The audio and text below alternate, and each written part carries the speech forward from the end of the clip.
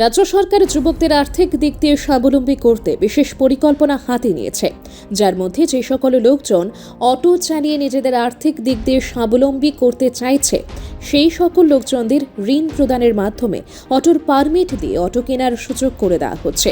এরই অঙ্গ হিসেবে বুধবার শান্তিরবাজার মহকুমা শাসকের কার্যালয়ে কনফারেন্স হলে দক্ষিণ জেলার পরিবহন দপ্তরের উদ্যোগে দক্ষিণ জেলা থেকে ১৯ জন বেনিফিশিয়ারি নির্ধারণ করে অটোর পারমিট বিতরণ করা হয়।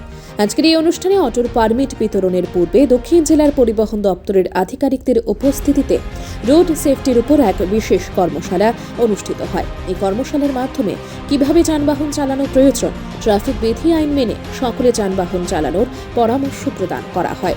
যে সকল লোকজনের আজকে অটোর পারমিট পেয়ে নতুন অটো ক্রয় করবে তারা যেন সঠিকভাবে নির্দিষ্ট সময় গাড়ির সকল কাগজপত্র করিয়ে নেয় এবং সর্বদা ট্রাফিক আইনের বিধি নিষেধগুলো মেনে গাড়ি চালায় তার জন্য পরামর্শ প্রদান করা হয়।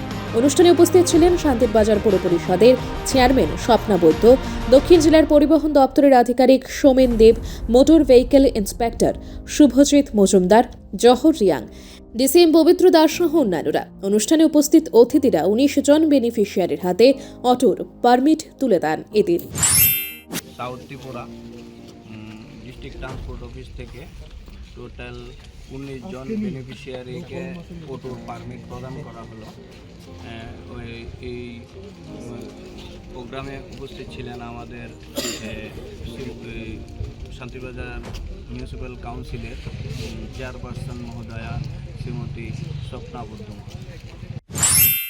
Bureau report, Subarta.